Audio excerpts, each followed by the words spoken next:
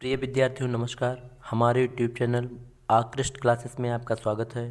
प्रिय विद्यार्थियों, आज हम बालाजी प्रकाशन की अभ्यास 1.1 को सॉल्व करेंगे और इससे रिलेटेड कोई भी क्वेरी या जानकारी होगी तो आप हमारे कमेंट बॉक्स में कमेंट करके पूछ सकते हो। हम आपके उत्तर देने की ज़रूर कोशिश करूँगा।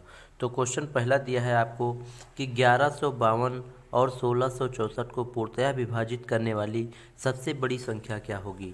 तो सबसे बड़ी संख्या के बारे में जब भी पूछे तो आपको प्रिय विद्यार्थियों ध्यान रखना है कि आपको क्या ज्ञात करना है, HCF। तो HCF क्या होता है, HCF हम कैसे ज्ञात करते हैं, इसके बारे में हम जानकारी ज़रूर लेंगे। तो दिया है आपको HCF ज्ञात करना है किसका, 1152 दिया है, 1152 और 1664 दिया है। 1152 और 1664 का HCF आपको ज्ञात करना है तो हम सबसे पहले एक इम्पॉर्टेंट विधि को जानते हैं जो है यूक्लिड विभाजन प्रमेय का। तो यूक्लिड विभाजन प्रमेय का में मैंने आपको एक क्वेश्चन करवा के बताया है कि जो ये छोटी वाली संख्या दी होती है इससे बड़ी वाली को भाग लगाया जाता है। मतलब 1152 जो लिखा है इससे भाग देंगे किसको, 1664 को। जब 1664 को भाग करेंगे एक बार में जाएगा तो 1152 लिखेंगे और इसको क्या करेंगे, 1152 को घटा देंगे 1664 से। जो भी आएगा ये 2 बनेगा, ये 6 से 5 जाएगा 1 बनेगा, ये 5 बनेगा और ये 0 हो जाएगा। तो जो भी ये शेष फल आता है इसको हम क्या करते हैं, पुनः इसे हम भाजक मान लेते हैं और भाज्य इसको मानते हैं। फिर तो 1152 को फिर पुनः भाग करेंगे। अब ये कार्य तब तक चलता रहेगा जब तक शेषफल 0 न हो जाए। तो 512 से इसको जब हम करेंगे तो ये कितना आ जाएगा, 1024 करके आएगा। तो 1024 मतलब 2 बार में जाएगा तो 2 दूना 4, 2 एकम 2, 2 पंचे 10, 1024 आया। यहाँ से 12 से 4 जाएगा 8 बचेगा, 4 से 2 जाएगा 2 बचेगा, 1 से 0 जाएगा 1 बचेगा, ये 0 हो जाएगा। अब जो ये 128 है इसे अब भाज्य मतलब भाजक फिर मानेंगे तो इसको भाग लगाएंगे तो 512 यहाँ उतार लेंगे। ठीक, फिर अब 128 को 512 लाने के लिए क्या करेंगे, हम 4 से मल्टीप्लाई करेंगे। तो 4 चौरोठे 32 के 2, चौरोठे 32 के 2 हासिल आया 3 और 4 दूनी 8, 3 8 3 11 के 1 हासिल 1 और 4 एकम 4 1 5, 512 पूरा पूरा आ गया। और यहाँ पर अब शेषफल 0। जब ये चीज़ ध्यान रखिए भैया, जब शेषफल आपका 0 हो जाए, जिस समय शेषफल 0 हो जाएगा उस समय जो आपका भाजक होगा वही आपका HCF कहलाएगा। मतलब HCF आपका आ गया 128।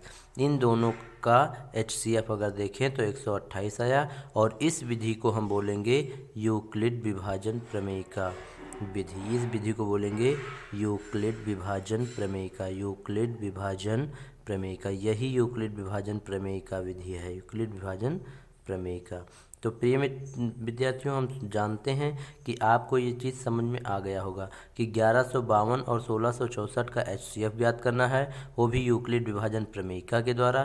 तो यूक्लिड विभाजन प्रमेयिका कहती है कि जो छोटी वाली संख्या होगी उससे बड़ी वाली को हम भाग लगाएंगे। भाग देने के बाद जो भी शेषफल आएगा उससे हम भाग कर देंगे इस वाली संख्या को, मतलब जो यहाँ पर भाज्य के रूप में लिखी होगी, भाजक मतलब भाग करने के लिए जो लिखी होगी उसको भाग कर देंगे। तो 512 शेषफल था, उससे भाग इसको कर दिया। फिर जो शेषफल आया उससे भाग इससे इसको कर दिया और फिर ये जो भी आता उसको हम भाग करते जाते तब तक जब तक कि यहाँ पर शेषफल 0 ना आ जाए। और जैसे यहाँ पर शेषफल 0 आ जाएगा उस समय जो भी भाजक होगा वही आपका HCF होगा। तो यहाँ पर 1152 और 1664 का HCF जो होगा वह 128 होगा। तो प्रिय विद्यार्थियों, मैं उम्मीद करूँगा कि ये क्वेश्चन आपको अवश्य ही समझ में आया होगा। क्वेश्चन नंबर 2 दिया है आपको कि किसी धनात्मक m के लिए वह रूप ज्ञात कीजिए जिसमें जिसमें क्या है, जिसमें प्रत्येक धनात्मक सम पूर्णांक को लिखा जा सकता है। तो यहाँ पर जो दूसरा क्वेश्चन आपको दिया है इसमें करना क्या है, धनात्मक पूर्णांक लिखना है और वो भी सम पूर्णांक ले। तो सम पूर्णांक हमेशा 2 के मल्टीपल में होते हैं तो m के लिए लिखना है, इसलिए ये क्या हो जाएगा 2 × m। तो यही आपका धनात्मक पूर्णांक हो जाएगा। क्वेश्चन नंबर 3 देखिए, अब दिया है किसी धनात्मक पूर्णांक m के लिए वह मान ज्ञात कीजिए जिसमें प्रत्येक धनात्मक विषम पूर्णांक को लिखा जा सकता हो। तो दोस्तों आपको पता है जैसे सम पूर्णांक के लिए आप 2m लिखे हो तो विषम पूर्णांक एक सम में जोड़ दो तो विषम आ जाएगा। जैसे 2 लिखा है इसमें 1 जोड़ोगे 3 हो जाएगा जो कि विषम है। 3 लिखा हो इसमें 4 लिखा हो सम संख्या, इसमें 1 जोड़ दो 5 हो जाएगा। तो इस प्रकार से अगर कोई सम संख्या लिखी हो, मान लो 10 लिखा, उसमें 1 जोड़ दो तो 11 हो जाएगा, 2 विषम। तो हमेशा सम संख्या में अगर 1 जोड़ दिया जाए तो हमेशा विषम ही प्राप्त होगी। तो तीसरे का आंसर, अगर दूसरे का आंसर 2m है सम के लिए, तो 2m में क्या करो, 1 जोड़ दो, तो यही आपका विषम पूर्णांक के लिए हो जाएगा। ठीक दोस्तों, फिर इस तरीके से क्वेश्चन नंबर थर्ड आपका ख़त्म हुआ। फिर क्वेश्चन नंबर 4 दिया है। क्वेश्चन नंबर आपका 4 क्या कह रहा है? क्वेश्चन नंबर 4 कह रहा है संख्या 405 व 2520 का HCF ज्ञात कीजिए। कभी भी आपसे HCF पूछे तो यूक्लिड विभाजन प्रमेय का अभी हमने आपको बताया, इसी से आपको HCF ज्ञात कर देना है। तो 405 और 2520 दिया है, तो 405 से आपको क्या करना है, छोटी संख्या है, और ये है 2520 बड़ी संख्या। इससे इसको आप भाग लगा देना और आपका सॉल्व हो जाएगा। जब इससे आपको भाग करोगे तो 405 को कितनी बार भाग करो तो 2520 आ जाए। तो 4 पंचे 20, 4 छंग 24, 4 छंग 24 आप कर सकते हो। तो 6 4 छंग 24, तो 6 पंचे 30 हो जाएगा, और 6 पंचे 30 हो जाएगा। उसके बाद में 6 चौको 24 हो जाएगा। तो 24 तो 30 जब घटाओगे तो ये 0 हो जाएगा, 12 से 3 जाएगा तो 9 हो जाएगा, 12 से 3 जाएगा 9 हो जाएगा। यहाँ पर 4 से 4 जाएगा 0, 2 से 2 जाएगा 0, मतलब ये 90 आया। अब जो भी शेषफल आता है उससे भाग कर देते हैं हम इसको। तो ये 405 दिया है, 405 को फिर 90 से भाग करो आप। तो 90 से भाग करो, 9 चौक 36 आता है ना, तो 9 चौक 36, 9 पचे 45, 9 पचे 45। तो 5 बार में जब कर रहे हो तो ज़्यादा होता जा रहा है, मतलब 45, 405 की बजाय ज़्यादा आ रहा है, 554 के आसपास आ रहा।